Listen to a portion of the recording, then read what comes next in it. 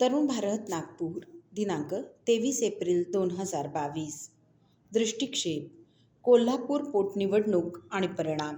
लेखक उदय निरगुडकर. कोल्हापूर पोटनिवडणूक निकालाचं येणाऱ्या लोकसभा विधानसभा निवडणुकांवर निश्चितच परिणाम होणार असून पडद्यामागे राजकीय हालचालींना वेग येणं स्वाभाविक आहे. त्यामुळे हीच ती वेळ, हाच तो क्षण याची जाणीव अनेक अस्वस्थ आत्म्यांना या निवडणूक निकालामुळे झाली. वर्ष 2024 मध्ये महाविकास आघाडी एकत्र राहिली तर तिकिटांचं वाटप ही विलक्षण कसरतीची गोष्ट असणार आहे. या कसरतीची झलक आता येते आहे. कोल्हापूरमध्ये प्रतिष्ठेची पोटनिवडणूक पार पडली. निकाल महाविकास आघाडीच्या बाजूने लागला. वर्ष 2019 मध्ये शिवसेनेच्या या पारंपरिक जागेवर विधानसभेसाठी काँग्रेसने चंद्रभान जाधव या व्यावसायिकाला नवख्या राजकारणाला उमेदवार म्हणून मैदानात उतरवलं. ती जागा राजेश क्षीरसागर या शिवसेनेच्या मातब्बर उमेदवाराने अनेकदा जिंकली होती. अर्थातच त्यामुळे तिथे प्रस्थापितांविरोधी वातावरण होतं. शिवाय संघटनेतही काही कुरबुरी होत्या. त्यावर मात करणं क्षीरसागर यांना जमलं नाही आणि क्षीरसागरांचा पर्यायाने शिवसेनेचा पराभव झाला. कोल्हापूर जिल्हा संघटनदृष्ट्या शिवसेनेने उत्तम बांधला. ग्रामपंचायती, जिल्हा परिषदा, महानगरपालिका, विधानसभा आणि लोकसभेत इथून शिवसेनेचं प्राबल्य जाणवत राहिलं. अर्थात त्याआधी सद्दी काँग्रेसची होती. त्यांच्या मागे साखर कारखाने, कृषी उत्पन्न बाजार समित्या, दूध डेअऱ्या, शिक्षण संस्था असं संघटनांचं जाळं होतं. 15 वर्षे सत्ता असूनही शिवसेनेला तसं जाळं उभं करता आलं नाही. तरीही कोल्हापूर दक्षिण हा मतदारसंघ कुणाचा असं विचारलं तर त्याचं उत्तर शिवसेना हेच यायचं. अपवाद वर्ष 2019चा. अर्थात 2014 मध्ये सर्वच पक्ष वेगवेगळे लढले. स्वतंत्रपणे लढून भारतीय जनता पक्षाला 43,000 मतं पडली. स्वतंत्र आणि एकत्र अशा दोन्ही लढतींमध्ये शिवसेना आणि हिंदुत्ववाद्यांची मतं वेगळी करता येणार नाहीत, कारण ते आतापर्यंत तसं एकजीव होतं. आता महाविकास आघाडीत आल्यावर आघाडी हा धर्म झाला. अर्थात हिंदुत्व दुय्यम झाल्याची भावना पसरली. असो, काँग्रेसच्या ॲक्सिडेंटल आमदाराचं दुर्दैवी निधन झालं तरी पोटनिवडणुकीत ही जागा शिवसेनेला मिळाली नाही. त्यांच्या पत्नी काँग्रेसतर्फे उभ्या राहिल्या. खरं तर त्या भाजपच्या नगरसेविका. भाजप इथे संघटन शून्य. त्याचं कुठलंच राजकीय प्रतिनिधित्व नाही. त्यामुळे राजकीय कामही शून्य. संस्थात्मक जाळं नाही. मग पन्ना प्रमुख शक्ती केंद्र तर दूर की बात. समोर गाठ मात्र आर्थिक आणि संघटनदृष्ट्या अत्यंत संपन्न असलेल्या सतेज पाटील यांच्याशी. त्यांच्याकडे गृहराज्यमंत्रीपद, हाताशी संस्थात्मक जाळं, असंख्य माणसं जोडलेली, निवडणूक जिंकण्याचा दांडगा अनुभव आणि साम दाम दंड भेद वापरण्याची क्षमता अशी विषम कुस्ती कोल्हापुरात रंगली. भाजपने इथे अत्यंत विचारपूर्वक हिंदुत्वाची खेळी केली. लक्षात घ्या, प्रचार काळात कोल्हापूरमध्ये काश्मीर फाईल्सचे शो हाऊसफुल गर्दीत सुरू होते. 2,90,000चा मतदारसंघ, 60 ते 65% मतदानाची परंपरा, म्हणजे 2 लाखांच्या आसपास मतदान होणार. लढत दुरंगी, बाकीचे नगण्य 5-10 हजारात आटोपणार. म्हणजे लाखाच्या अधिक जवळ जो पोहोचेल तो आमदार होणार अशी दुरंगी लढत. एका बाजूला 3 भिन्न विचारसरणी आणि त्याहीपेक्षा सतेज पाटलांचं स्वतःचं निवडणूक जिंकण्याचं व्यवस्थापन, तर भाजपकडे देवेंद्र फडणवीस, चंद्रकांतदादा पाटील आणि कार्यकर्त्यांची फौज. पंढरपूरची पोटनिवडणूक भाजपचे समाधान औताडे जिंकले आणि विठ्ठलाचा आशीर्वाद घेऊन कोल्हापुरात महाराष्ट्र पादाक्रांत करण्यासाठी अंबाबाईचा आशीर्वाद घ्यायला भाजपा उत्सुक. दुसरीकडे महाविकास आघाडीत एकत्र राहिलो तर भाजपचा पराभव करू शकतो या प्रयोगाची इथे चाचणी होणार होती. प्रचाराला सुरुवात झाली तेव्हा जवळपास 30% मतं कुंपणावरची. सेना संघटन संभ्रमित. कालपर्यंत आपला असलेला मतदारसंघ आपणच पुन्हा कष्ट करून पारंपरिक विरोधक असलेल्या काँग्रेसच्या दावणीला बांधायचा हे काही पटत नव्हतं. पण तिथे मन आणि मनगट आदेशावर चालतात.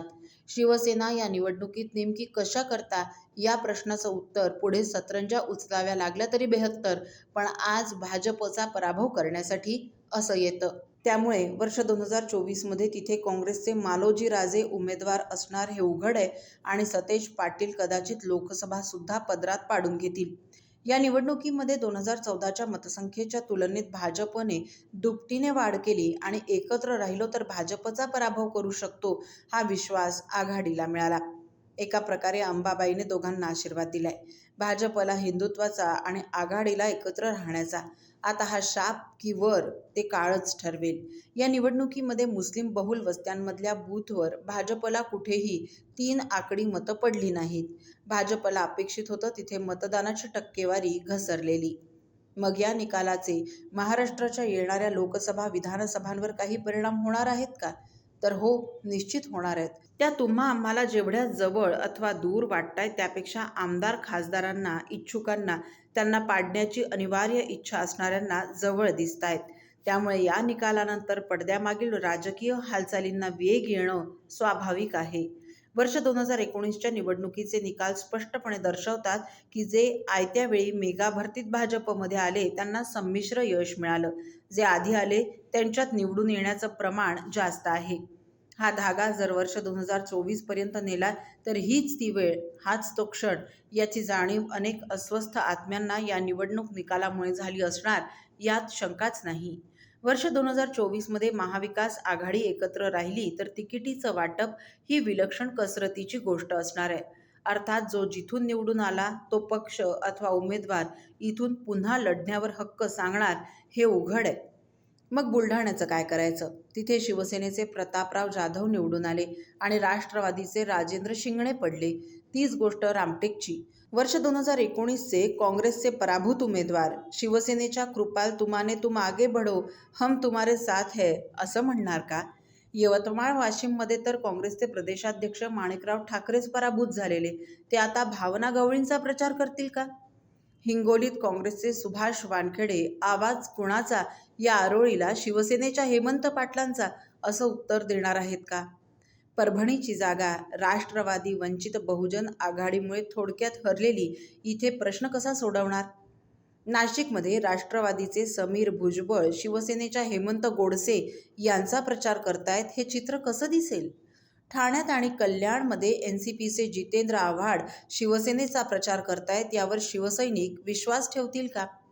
मुंबई दक्षिणमध्ये वर्ष 2024मध्ये काँग्रेसच्या मिलिंद देवरांनी शिवसेनेच्या अरविंद सावंतांचा प्रचार केला आणि निवडून आणलं तर त्यांचं करिअरच संपेल. तीच गोष्ट रायगडमध्ये अनंत गीते यांची. शिवसेनेने फार थोड्या फरकाने NCPच्या तटकरेंसमोर हार पत्करली.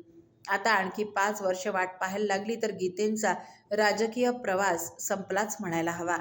मावळमध्ये आपल्या मुलाचा पराभव विसरून अजितदादा श्रीरंग बारणेंचा प्रचार करणार का? शिरूरमध्ये आजवर शिवाजीराव आढळराव पाटील या एकाच वाघाची डरकाळी होती. आता वर्ष 2024ला अमोल कोल्हे यांच्या राष्ट्रवादीचं घड्याळ निवडून आणण्यासाठी पाटलांच्या हाताला बांधलेलं शिवबंधन कसं तयार होणार? तीच गोष्ट शिर्डीची, तीच गोष्ट साताऱ्याची. हात कणंगल्यात तर महाविकास आघाडीचे घटक राजू शेट्टी यांनी सगळा रागरंग ओळखून आताच भाजपबरोबर सोयरिकीच्या गोष्टी सुरू केल्यात. हे झालं लोकसभेचं. विधानसभेला शिवसेनेने जिंकलेल्या 56 पैकी 14 जागा या काँग्रेसच्या विरोधात आणि 18 जागा राष्ट्रवादीच्या विरोधात आहेत. NCPने जिंकलेल्या 54 पैकी तब्बल 22 जागा शिवसेनेच्या वाघाचे दात मोजून खेचून काढल्यात. काँग्रेसच्या 44 पैकी 17 जागांवर त्यांचे उमेदवार शिवसेनेला पराभूत करून विजयी झालेत. या 53 जागांवर नेमके काय निकष लावणार? अनेक ठिकाणी लोकसभा आणि त्यात असणाऱ्या विधानसभा मतदारसंघात असे पेच आहेत. तिथे आघाडीचे 2 पक्ष सफाचट होणार. भरीसभर म्हणून भाजप 50हून अधिक जागांवर दुसऱ्या क्रमांकावर आहे.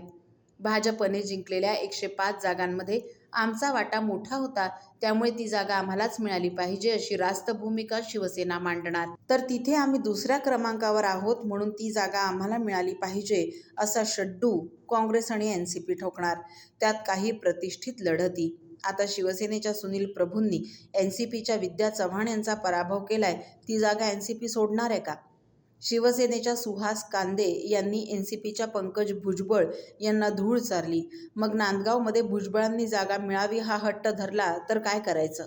असे अनेक मतदारसंघातले पेच जेवढे दूर भासतायत त्यापेक्षा कित्येक पटींनी उमेदवारांना ते जवळचे वाटू लागलेत. हाच कोल्हापूर निवडणुकीच्या निकालाचा अन्वयार्थ आहे. दृष्टिक्षेप या सदरातील ज्येष्ठ राजकीय विश्लेषक उदय निरगुडकर यांचा हा लेख आपण तरुणभारत.net या संकेतस्थळावरही ऐकू शकता. असेच अभ्यासपूर्ण लेख ऐका फक्त डिजिटल तरुण भारत सोबत.